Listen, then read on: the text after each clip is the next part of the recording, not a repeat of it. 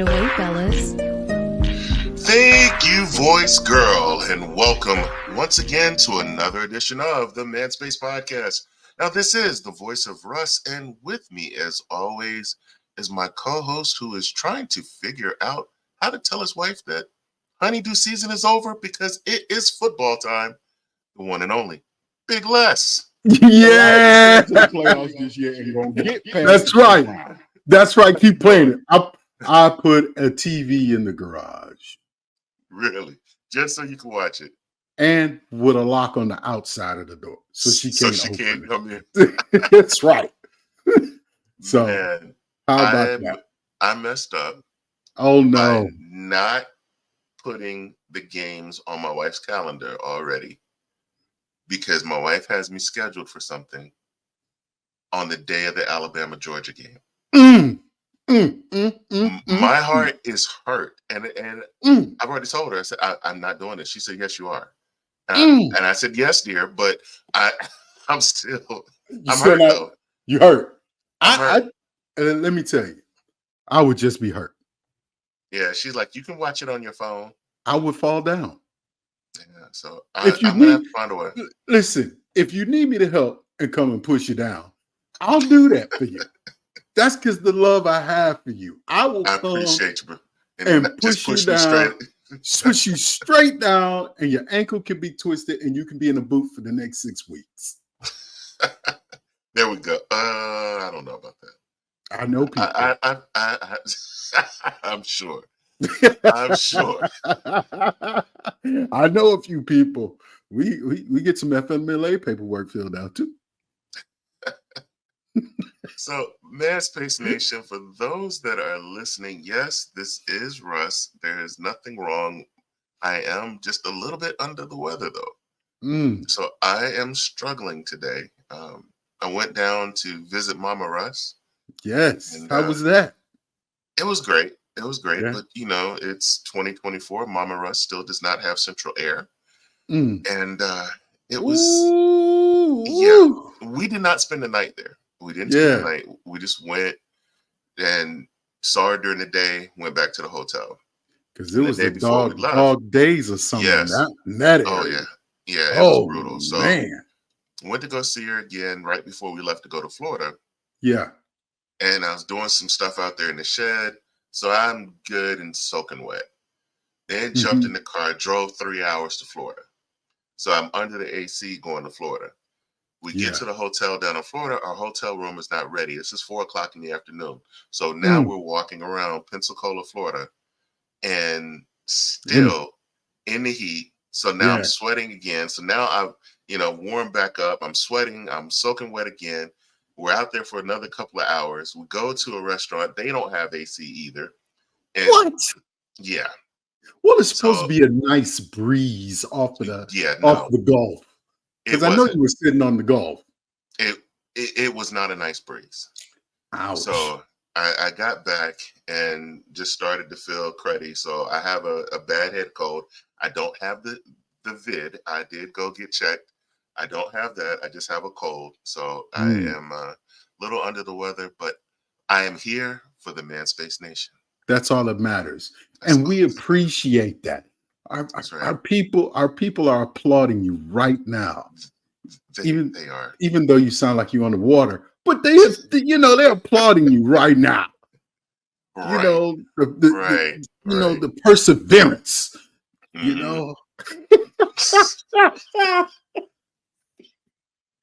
Kick a man while he's down. But listen.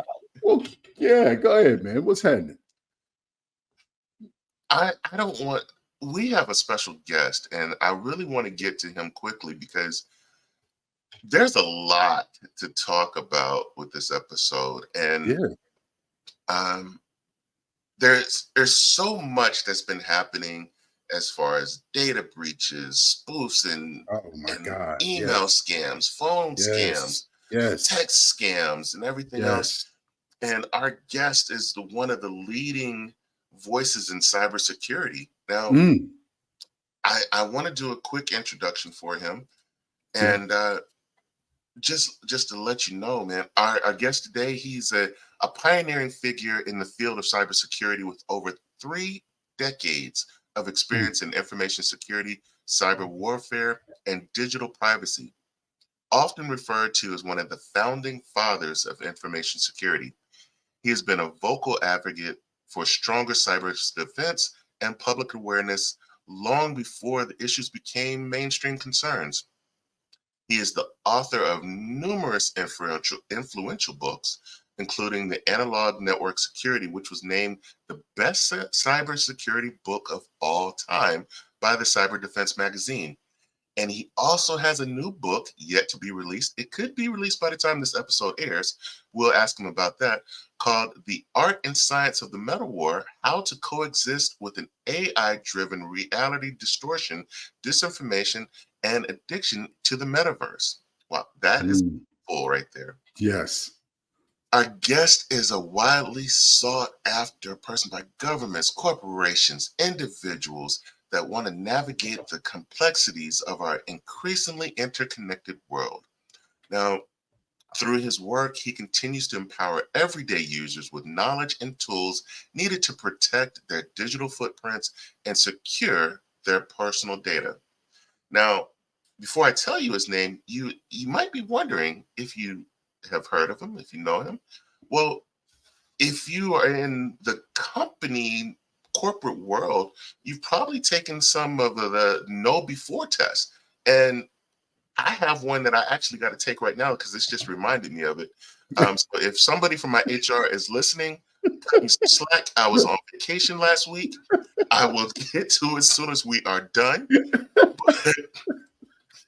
I did mine 2 weeks ago. It's hilarious that you bring that up.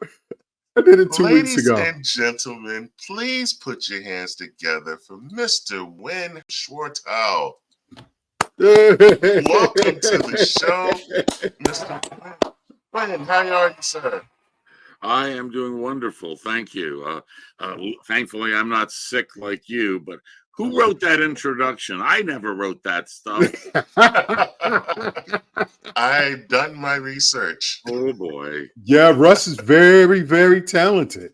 You know, he's a talented guy, amongst other things, I'll say.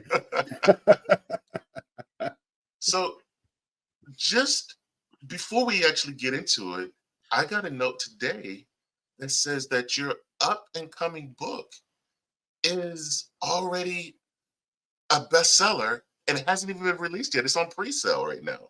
I don't know how that happened. All right, who found the button? Russ, you found the button, right? He won't let me have them because there'll be chickens and birds and bears and all types of stuff on my button. That's right. I don't know I really don't pay attention to that stuff. I'm just an old geek who likes to talk about geeky stuff. There's nothing wrong with that, man. Nothing wrong with that. Well, congratulations, because that is a huge honor and an accomplishment. So, and we're definitely honored to have you on the show here with us today. Sir. Because I mean, there's a lot that I want to deal with this, because for our Manspace Nation, I mean, cybersecurity is more than just the data breaches that you see on the news a lot of times. And a lot of what happens out there doesn't even get reported. You know, it's down to when you flip on social media and you're getting these fake accounts and that pop up in these fake phony friend requests and these text scams that you're getting, and they're really trying to get your data, and you just have to be aware and be secure and try to protect yourself. So that's what I really wanted to focus on with this show, because there's a lot out there, and I don't know if we're going to be able to cover everything in just this one episode. I mean, we might have to find time to get you back on to even talk some more at some point in the future. Absolutely. Happy to. Yeah. So before I just kind of want to know this about you and your background. I know that a lot of children say when they grow up, they want to be a doctor, a policeman, a football player, even a superhero. How did you say, I want to get into cybersecurity? That's not how it happened. Don't believe that.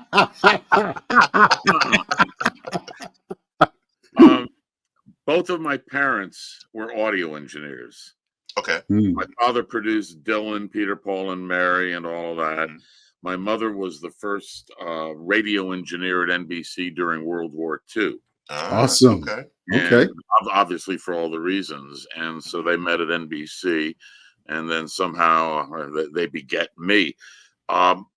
When I was young, they wanted me to train me as an engineer. And if I wanted to eat dinner, I better be able to make that electrical circuit work, or whatever the test was that either my mother or father were putting in front of me. You get to eat when you're done. Cool. So I grew up around tech and taking things apart. I was really good at taking things apart. dinner depended upon putting it back together again and having it work. So later on, high school and I really didn't get along very well. And because of my father's rep and my mother's reputation, I got a job as a gopher at a recording studio in New York at age 16. Wow. And I guess I was pretty good and started. One of the first songs I ever did was "Oh Happy Day" with the Edwin Hawkins Singers. Yeah, good. And it was because of certain technical things that were going on that I got involved. So I was a recording engineer and producer as my first career. Wow. Nice. And learned systems engineering and how complex things go together. Did a lot of remote recording, live concerts, live TV shows that everybody was scared to do, terrified to do. And I thrived on it. I never got tense. I got into the zone, got into gear. It's like there is no choice, no dead air. I mean, the show must go on was the way that I was raised, no matter what it takes. And one of the great concerts I did was with Bob Marley and Stevie Wonder down in Jamaica. And we lost 120,000 people. And then the power transformer burned out. So one of our roadie guys grabs a can of CO2, runs over to the pole transformer to try to cool it down so we can get electricity back, and proceeds to get arrested as a terrorist by the Jamaican police. Wow. Hopefully he got out of jail. He's still not over there, is it? Okay. Well, no, wait a minute. No, we need this dude. So living in those kind of sheer panics for, I guess it was 14 years, it kind of prepares you to say, I'm taking 6 months off. I fried on the music business. It was just too much. And so that 6-month hiatus turned into 3 weeks of boredom. And I don't know if you remember a thing back in the early 80s called newspapers. Ooh, what a concept. Slightly, yeah. So I'm going through the newspaper for classified ads, just to do something. Yeah. Because I had left the business and we had a little bit of money, enough to take like a year off back in the early 80s when things were affordable, right? Yeah, absolutely. Right. And there was this ad, computers. So I said, okay, cool. I know about computers a little bit because I'd done some and built, done some stuff with them over the years. So I go into this job interview with my hair was down to here. I don't think I had my mustache yet. And I wore the top half of my wedding suit, some shorts, and flip-flops. And so this interview goes on, and they said, you're hired. And I said, well, wait a minute. You have the wrong idea. I didn't come here for a job. I had never been on a job interview in my life because in the music business, everybody knew each other. And we all had skills, and you get called to do projects. They go, no, you're hired. I don't want to be hired. And that's how I got involved with computers. And then about 2.5 years later, you may be familiar with a company called Western Digital, and they make a lot of big stuff. Yeah. And a buddy of mine said, hey, what do you know about security? And I go, give me what? Well, Western Digital has this thing, and they want somebody to look at it and analyze it. And I go, I'm your man. No clue what it was about. No idea. And this is before the internet, so looking stuff up was like really, Right. really good. And a lot of this was Defense Department stuff. Mhm. So at any rate, I got the bug of security because it was brand new technology, brand new field. Nobody knew anything. Everybody's making it up as we go along. And I go, that's for me. Yeah. That's how I got started in it. And that was in Nice. '83. So it's been 41 years now I've been doing. Wow. Jeez. That is awesome. That is awesome. I had that curious mind myself because I used to be good at taking stuff apart, but I was just never good at put it back. I'm still that way. There are 13 states in this country that have written laws against Winn using a screwdriver. and you don't live in one of those 13, do you? I don't know. I just kind of I assume it's a federal edict out of the Supreme Court. No screwdrivers, no hammers. I'm good.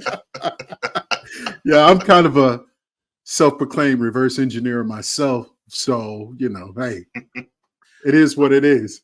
We all have our skills, and it's in the old days, let your fingers do the walking and dials. Hello, Yes. Can you help me? Yeah. In reality, from cybersecurity, just to make a point, there is no such thing as the cybersecurity expert.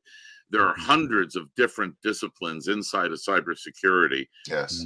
And if anybody's being honest with you, okay, Chris knows this bit, Bob knows this bit, Winn knows this bit, and I have a couple put them friends all together.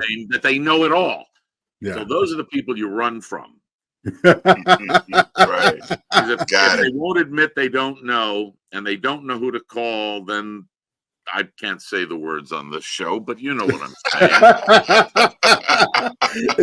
It's FUBAR. Let's just say that. Yeah, we'll go with something. Yeah, all right. I'm just going to shut up now. But cybersecurity is, I'm guess more of a theoretician. I've looked at cybersecurity as a science, as a system, and how systems work together, how they fight each other, and how they work with humanity. Oh, awesome. Well, I have a quick question for you. So, a term now you hear a lot is called digital footprint. Mm-hmm. How would you explain the concept of a digital footprint to an average person? And why is it important to be aware of your digital footprint? I saw that question coming. I saw that written down. And I'm going, how am I going to do this? All right, imagine you live in an area that it's raining every day, and then at night it gets really hot. So you go outside and you walk to the mailbox, and you got your shoes, and you got now footprints in the mud, right? Then it gets hot. The footprints are still there. When you go online, it is the electronic equivalent. Wherever you go, you have left an electronic footprint. And that electronic footprint could be the name of your computer. It could be where you are. It could be your IP address. And depending upon how much information you provide where you're going, it could be your name, your identity, all the way down to social security number and financial details. Depends how much is inside that footprint. So some footprints we all watch murder mystery shows. I love them from England. Yeah. When 80-year-olds are killing each other in England. I love watching that. You know why? I don't stress. It's a stress-free murder. Yeah. Right. I love this guy already. You know, the soles of some shoes don't have a tread, right? They're flat, so you don't get a lot of information. Same thing with tires and now some have very distinctive ones. Maybe like OJ's shoes had that very special Italian kind of footprint. Tires have certain kinds of tread that can further identify you. And we call that in our world PII, personally identifiable information. Now, if your name is John Smith, there's a million John Smiths. Doesn't really matter. How many Winn Schwartaus are there? In the country, there's one. In the world, I think there's two. That makes that my footprint will be that much more identifiable. Right. The size of the footprint, the details of the footprint that you put forth when you log on to any place on the internet is up to you. You can leave no footprint, but But the way things work today, if you don't leave much of a footprint, you also don't get a whole access. lot of service or a lot of facility, and you don't get Amazon delivering and you don't get to watch TV. So it's this balance between how much do you give away to get the services that you really want? Mhm. How much do you trust the phone company? How much do you trust Amazon or anybody that you deal with electronically on the internet? Because that trust should be part of how you decide how much information to get. United Airlines knows everything about me. They know about kids I'm going to have in 300 years because of my travel. And there's a point at which I do my best. But if there is a big data breach, nothing I can do about it. I can protect myself the best I can. Your listeners can do only so much. They can do the best they can. But when you read about, I guess it was a week ago, 2.9 billion records were well, things happen, and we don't have to like them, but it's a piece of the reality of living in the digital world. Right. So that's a digital footprint. Well explained. Thank you. Like so many people seem to make mistakes when it comes to their digital footprint. I've won, and I go out there with LifeLock and I secure all my accounts and try to secure my email addresses. I still find stuff, I get notifications, hey, you were found on the dark web. And I'm like, well, I don't think I've been on the dark web, but but that stuff happens. You're somebody compromised the database somewhere. They take that, then they go to the dark web to sell it.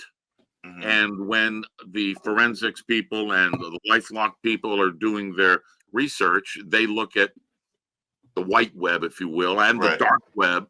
So you pop up on the dark web as part of some big data exposure. It doesn't mean you've been running around, trying to hire murderers.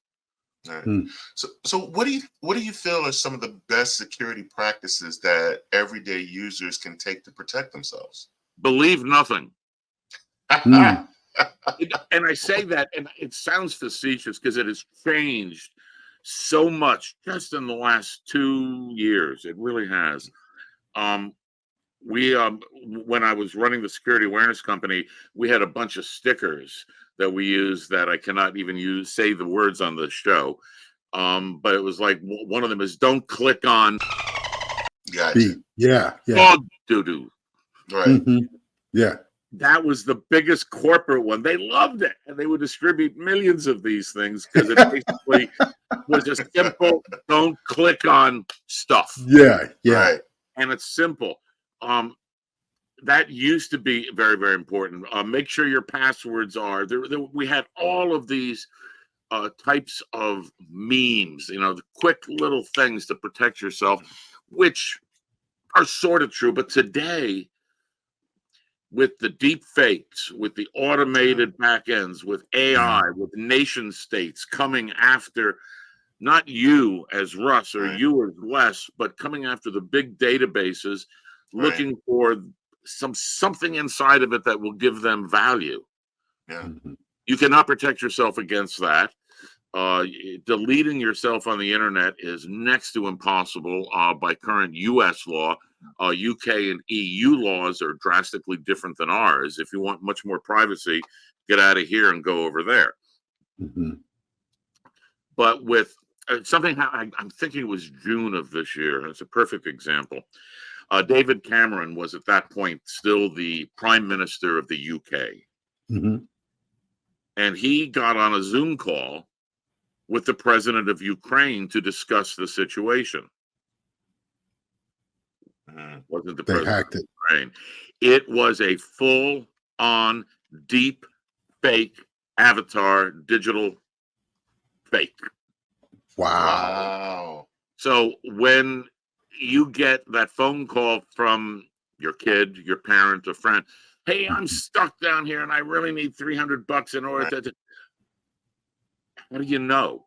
These days, even with the voice, we do a show in Vegas and they've created a digital weapon They have a lot of samples of my voice. Mm-hmm. Then it goes through the AI. And then whatever they then type comes out as though I'm saying it. Mm-hmm. How are you? Do you know that it's really me right now? No. Then why are you talking to me?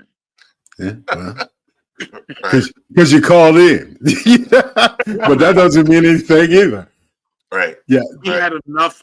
We had enough keywords earlier on between Mhm. Russ and I before you joined Yeah. that established a background relationship that very Right. few people, if anybody, would even know. Mhm. And this happened to me. I was out at a DEF CON, the big hacker conference last week. And a dear friend of mine that I've known for a long time says, "Hey, I really want to talk to you, but I want to do it over here on another channel in another piece of software." And I made her go through real verification. Oh, wow. I knew her, but and I said, she goes, "I get it. In our field, we understand it. It's not an insult. Prove to me who you are. Tell me that one thing that we did good, bad, indifferent, how to drink, whatever, that nobody else knows in order to verify identity." Absolutely. And trust very little. So much of when you get that winning thing and says you just won the Paraguayan lottery. No, you Don't didn't. even open it. Yeah. No. Yeah. No. Yeah. If it sounds too good to be true, it's too good to be true. Even stuff that lies and deception are meant to sound believable. They've changed an awful lot of the mechanisms from the crazy to things that, wow, that is entirely possible. Yeah. Maybe I should click on, maybe I should follow and dive down that rabbit hole. And the answer from my standpoint, especially with AI coming out after November 29th, 2022, will go down as one of the dates in history when the planet changed. Yeah. How much can you believe anymore? Yeah. Nothing on social, period. No. Yeah. Yeah. It kind of leads in. Yeah. Oh, sorry. Go ahead, Russ. No, it makes it very difficult. I think going through a lot of the know before classes and looking at the vishing and phishing and going through the different email scams. Like I'm at the point now where I don't even open email from my phone unless I'm expecting that email to come in. I look at it from my computer where I can sit there and hover above the name and see, okay, is this real? Is it not? And then, all right, yep, spam, and go ahead and send it off to spam. But it's become harder and harder, and especially now with the way they're attacking within your social media these days. Yeah, you can. There are ways to make it better. There are certain products. I've got some stuff on my phone. Getting through my phone would be exceedingly difficult for anybody. There are some good products out there. Most people should get very, very little spam today if they're using a product that they're paying $30 or $40 a year for. The free products, no. Pay the $30 a year with a reliable company that you know, and an awful lot of that garbage will go away. But when it comes to social media has an entirely different objective. Social media has discovered, and the research shows this, that they make more money by keeping you online longer, regardless of what you're doing. And the best way to do that is with contentious material that infuriates you. Yes. They will keep you longer. And that is an emotional reaction. So learning how to not talk to trolls. Yes. Better, can I say BS? Be a better BS detector.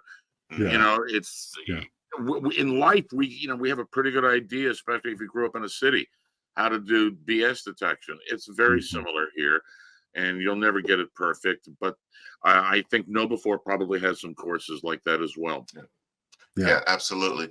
I think after I saw images of phone farms where they have some guy overseas sitting there and he has a tree of like 40 different cell phones all connected to where he's on different social media sites and looking and just randomly just commenting on different things. And and friending people and trying to draw emotion to get you to respond to talk to these, yeah, it's crazy, and it becomes different. It becomes very difficult, especially because they play on your emotions to try to draw it out of you.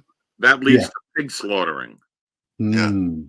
And that happened to a friend I went to high school with. And about 6 months ago, another friend, he said, "Have you talked to John?" I go, "No, I haven't talked to John." And we had dinner during COVID once. And he goes, "He's in trouble." And John had a very successful career as a physician, had a fair amount of money. And his wife died. And then he responded to one of these troll things from Southeast Asia. And $8 million later. Oh my gosh. He is wiped out completely. And he sent the girl a $20,000 engagement ring because they got engaged on Zoom. My gosh. Now, this sounds rare. And in the big scheme of things, it's not that common. But when you look at the scale of it, it costs about $1 trillion a year in losses to people. Yeah. That is a huge, huge market. Jesus. Wow. $1 trillion a year? Roughly. Wow. That is very sad. But we got to take a quick break.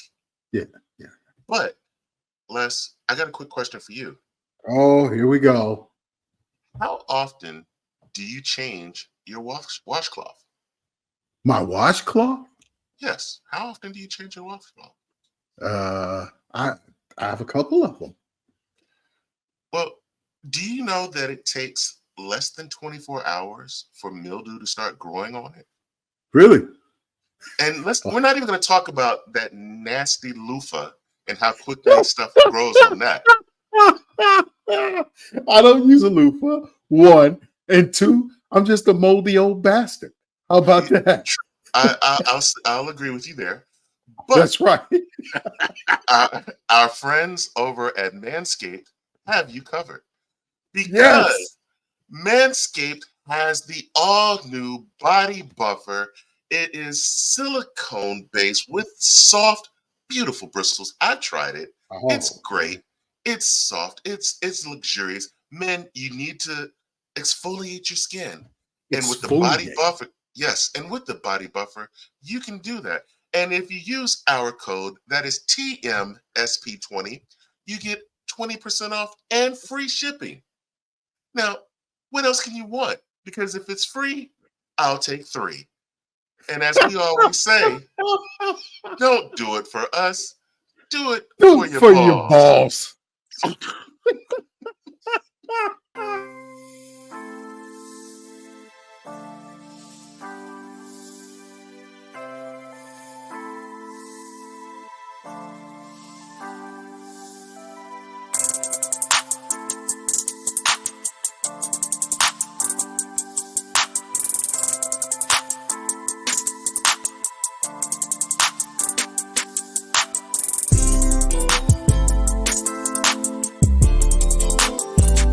We are back here on the Manspace podcast with our special guest, Mr. Winn Schwartau. And I got a question for you, Mr. Winn. Let's talk about your book here, this upcoming. Now, it comes out, I believe, on the 24th, I believe it's the Kindle version is on the 24th. Okay. If Amazon cooperates on the back end, the hard copy will be available that day or within a day or two after. Okay. I lose control over getting Amazon always to agree with me. Understood. But the title of it is The Art and Science of the Meta War, How to Coexist with an AI-Driven Reality Distortion, Disinformation, and Addiction in the Metaverse. Now, when you talk about the AI-driven reality distortion, what can you explain that? What do you mean by that? Well, let me begin quickly with the metaverse. People, think the metaverse is the VR, the helmet, the holodeck, 3-body problem, and that is what they're trying to sell. The metaverse by itself is fundamentally reality distortion. Imagine, both of you close your eyes for a second. Okay. It's a Greek night. It's 74 degrees. We have a campfire going. It's flames and sparks. And Homer is telling a story about the tales of brave Ulysses and the travails he spent for 20 years on the high seas, fighting the Cyclops, fighting the sirens, only to finally get back to his wife. Open your eyes. Where were you for the last 20 seconds? In La La Land. No, I'm sitting here looking at I the Cyclops. distorted your reality Yeah. You a did. little bit. I gave you a little bit of a believable experience. Mhm. Mhm. When you read a book, the object of the storyteller Mhm. is to get you to believe and become part of it. So the rest of this isn't It part doesn't of matter. your reality. It's Right. just when you're watching TV, at one point or another, the only reason you even know you're watching TV is because you want to sip a beer and you got to Yeah. go over here and do it. So you pull out of that experience. Yeah. Mm. Reality distortion is nothing more than great storytelling. Mm. When it is tied to technology and AI, it becomes a weapon. Mm. Got it. Mm. And that makes sense because there is a ton of false information that's being Yes. placed out there on social media throughout whichever version that you may use. There's a ton of it out there, and they're using AI with these fake voices and things Yeah. to push this information and spread fear. Yeah. Because one of the things that you typically see is as soon as somebody sees it, nobody goes and does a check to see, well, is this really true? Oh my They God. believe it. They believe it right away. Yeah. You know, they believe everything they hear, see, and read on social media nowadays. Absolutely. And the lack of critical thinking, the lack of believe nothing and then verify Mhm. is difficult. I'm not saying it's easy. The problem we have is not even so much disinformation. Disinformation is the malignancy that we see on society. The Mhm. real problem is too much information Mm. and our inability as human beings. We don't know how to coexist with technology. Yeah. We don't know how, without doing some things that the book gets into, Mhm. know how to. When you see a headline, the first question is, do you care? Mm. Right. Emotional Right. capture, intentional capture is what it's all about in order to suck you in, even Right. momentarily. Go back to, remember we used to have a thing That's called clickbait. magazines. Yes. Back when we had magazines, Mhm. and you flip through the magazine, the average was that the designers, the Madison Avenue people, had 2.3 seconds to capture your attention so you'd read the whole ad. Right. Mhm. Today it's faster. They have to do it Right. faster, Wow. and they need to do it with much more emotional impact. Hmm. Now, when you think Silicon Valley, who's financing all of this, Mhm. they will only finance products and software that's addictive. Mm. Horrible. Horrible. That is the state of the art. And again, the book gets into a great deal of the facts, the figures, the studies that have been done. And it's a sad state of affairs because so many people just buy into the BS that they see. Oh, that headline. So a headline: 12 doctors die of COVID within 2 weeks of getting a shot, a Right. COVID shot. What does that mean? Right. It's No. something that's to spread fear because they're not telling you Yeah. what. Okay, they got What? Yeah. got the COVID shot, but what else was going on with you? They're not telling you the rest of the story. Could have. It could have been a. Accident. Yeah. It could have been on a bus. Could have been a bus You accident don't know with all of them on it. details. Right. They are using fallacies in order Right. to confuse the mind to Right. get you, the viewer, whoever's the content consumer, to Yep. believe it or to Yeah. emotionally accept it and emotionally react to it. Hmm. I get that. Well, let me ask you this, Winn. What do you expect the readers to gain from your new book? I mean, we kind of touched on a few things, I think, already, but I'll let you give us that clinical. Number one, know, it's an definition. awareness. It's an Okay. awareness of the book is broken into 3 acts. Like every story, it always has 3 acts. Right. So act 1 is about how our senses work. Did you know that you are legally blind 40 minutes every day? No, I did not know this. Well, the No. book will tell you how and where. You're familiar. Familiar with cybersecurity of a thing called denial of service, a DOS attack. Yes. What happens when your brain receives too much information? Shuts down. Right. It shuts down. Yeah. Denial of service, confusion, inability to process, poor decision making. The first section of the book goes into what does our sensory system, what are the mechanics behind it? How do we perceive the world around us with less bandwidth than a really bad MP3? How do we see this world with bandwidth that low? So understanding yourself and how the brain works a little bit is part 1. Number 2, act 2 goes into how that can be abused. What technologies exist that can really mess you up? And this is all about awareness that, yeah, this stuff is real and there's 800 footnotes. Please have a ball. Act 3 gets into what can we do about it? What can you do about it as an individual? What can we do about it in the educational system at the enterprise level? And then for our national security. Right now, the national security of the United States is in dire shape because we have zero national security for cognitive defense of the population. I'm going to leave you with that. That's scary. That's scary. It is. When that portion of the book, I went into depression for 2 weeks once I had glued all the pieces together and found out how it happened, why it happened, and who made it happen. Yeah. And it was an intentional internal attack by U.S. politicians. Wow. Well, since you kind of went down this path, my wife and I were just having this discussion. You know, we just had this long car ride to Florida, so we had plenty of time to talk. And we were having this discussion about TikTok.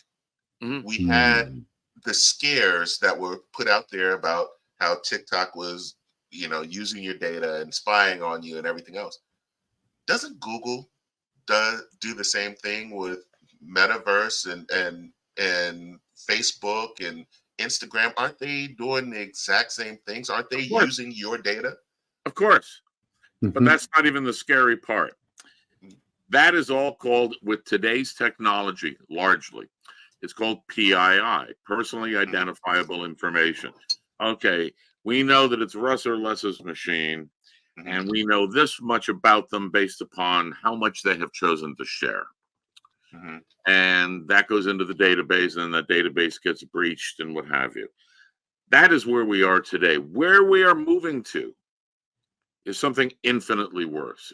It's called personally identifiable behavior. What if the technology, and you're playing with your computer, or you've got on a helmet, or you are doing anything on the internet where they measure your response?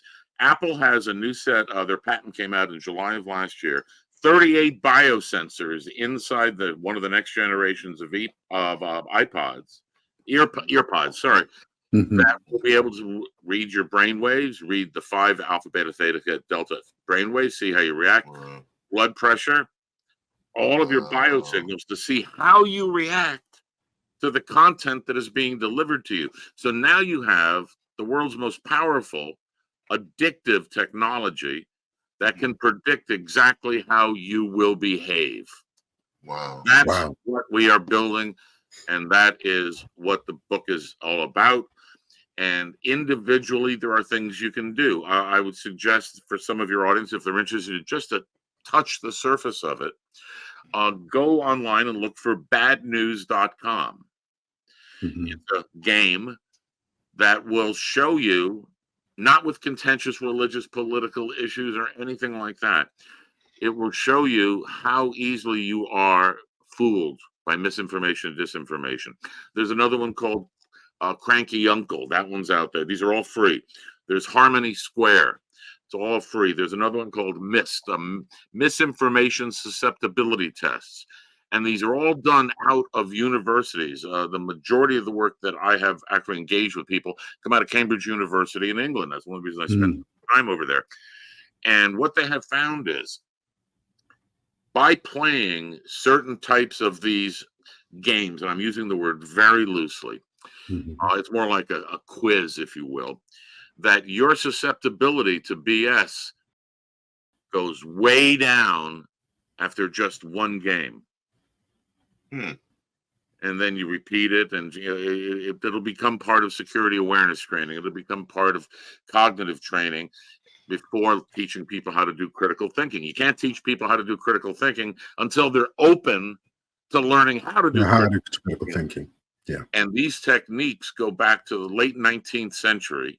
A lot of long history behind this. And now we have the technology to actually strengthen the mental immune system to be more immune to these types of attacks, and work on strengthening also the cognitive immune system of any country. Nice. Wow. I was just going through Harmony Square here and just like, oh, wait a minute, hold up. like, wait a minute. You forgot where you were? Did you forget where you were? Okay. I'm gonna stop. I'm gonna put that for a pause. Oh, I must be a great guest. He goes off on playing on the internet. we do a lot of I'm married. I can multitask. Immediate fact checking. Real-time fact checking. We do a lot of real-time fact checking.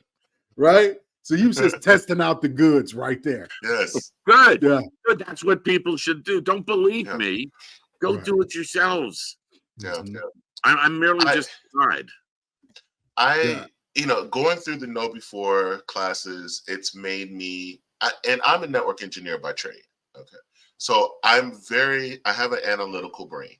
I am always going to try to look and figure out and those type of things. And if you tell me something, then okay, I'm going to go back and fact check it. That's the reason that this show is pre-recorded.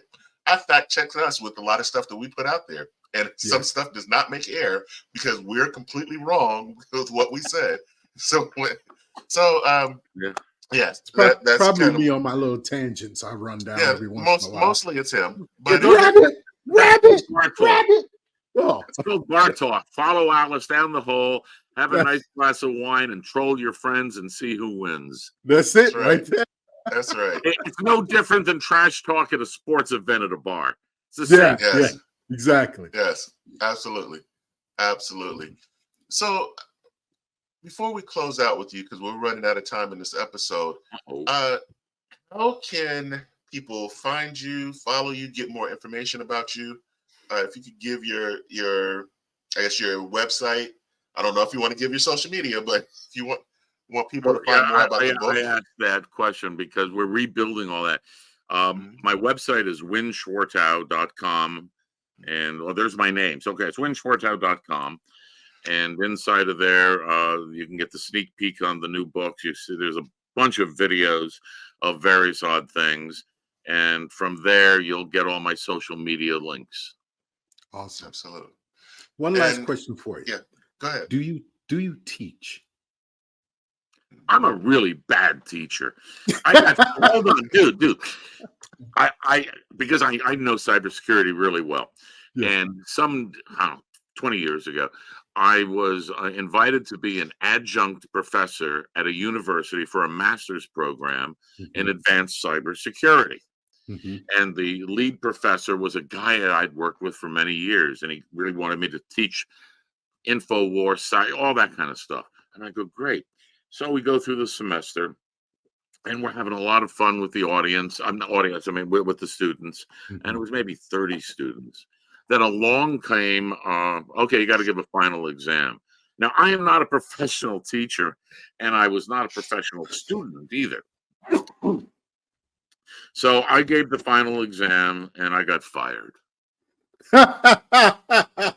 Wow. Because my final exam was, we've had a great time. We've talked about all this. You've read this. You've read, and here's all the world. Your final exam is come up with one original thought.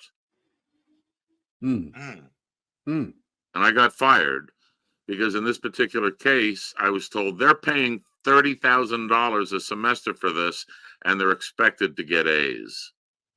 So that's how I got fired from being a professor. I really like having great interactive conversations. I was giving a talk in Paris 8-9 years ago, and part of my opening bid is, hey, my job is to make you uncomfortable, to get you out of your comfort zone and make you sweat and nervous and all that. Your job is to call out my BS, and if you're right, I'll buy the beer. If I'm right, you buy the beer. Just a conference kind of discussion. About halfway through one of my talks, this guy stands up and he goes, Winn, you're full of stuff. And I go, oh, okay, what? And he starts rambling on. And I go, who are you? He goes, and he's a doctor. He's a mathematical doc, PhD. And I said, we'll talk afterwards. I don't have time now, but let's go talk. And we have been friends ever since. He's the one who formalized all the mathematics for analog network security. And I like engaging controversial topics in these types of discussions, but they also have to be cogent. They have to have evidence. You have to be able to back them up. And one of the greatest signs of ignorance is go look it up for yourself. It's on the internet. That is awesome.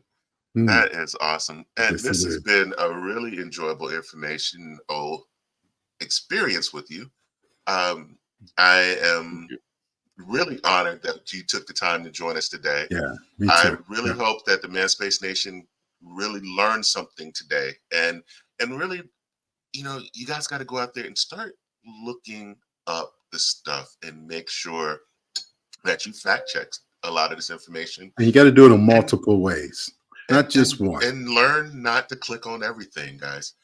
This has been a great interview. And listen, we're going to have, I know I got a lot more questions. We could probably go another hour with you. Hey, we got to play the game with him. I want to challenge Winn. I'm gonna win. I don't think you want to do that. We didn't do the game today. He's a smart guy.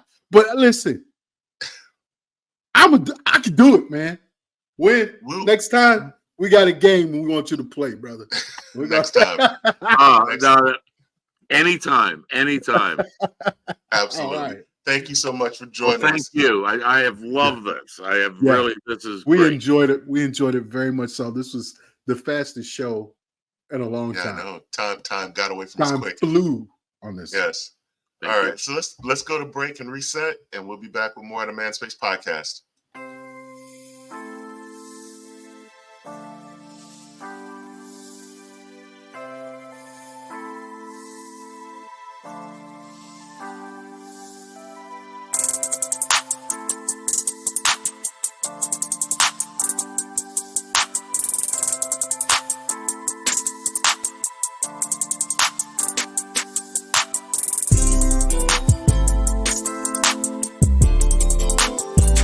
As we do each week, we like to close the show with just a little bit of inspiration. The word of the week is focus. See, every day, every hour, every minute, every second, you are faced with distractions. But fear not, because focus is your superpower. It is the ability to direct all of your energy toward a single goal, cutting through the noise and staying true to your purpose. Remember, success isn't about doing everything. It's about doing the right things with unwavering attention. You see, when you focus, you unlock your full potential, turning your dreams into reality and challenges into triumphs. So stay committed, keep your eye on the prize, and let focus be the driving force that leads you into greatness. ManSpace Nation, every day choose to focus and watch how your world transforms.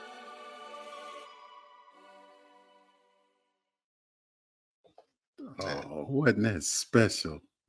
You know, I got a chance to sit in the room with this gentleman, Mark Samuel, over the weekend. And Mark talked about focus. Yeah. Right. And setting your vision ahead of you, right? So when you set your vision, you know, you have a target, you have a goal, you have something that you're going to proceed to get to, right? But the thing is, it's like you may see it in the distance as a little small thing, right? But as you get closer and closer and closer to it, it starts to expand out. And so it's like everything is more in range. You're starting to see all of the things that surround it. And so that's what happens when you focus, right? You put your energy toward it, and it's a beautiful thing, man. That was a great way to put that, because I could see that right there. You know, walking down the street, the house looks this big, and then as you get closer, and it becomes this massive thing. Everything starts to come into view. Everything comes into view. The more and more you focus, everything starts to come into view. Absolutely. That's beautiful. We are running out of time, but I want to say that, hey, there is a new blog up on Russ's Corner. Check it out on the manspacepodcast.com and get over to shop.com and say your line, Les. We out of here. T-shirts, there you go. And on that note, we got to thank our special guest, Mr. Winn Schwartau. Tremendous interview. I've really enjoyed this interview. I enjoyed that as well. Fantastic job. Yeah. So on that note, we out of here again. Thank you for listening to this episode of The Man Space. Whichever platform you listen to us on, make sure you subscribe and don't miss a show. Remember to keep up with all the Man Space updates on our website, themanspacepodcast.com. And you can follow us on Instagram at manspacenat1. Until next time, Man Space Nation, he's Les, I am Russ, and we are out of here.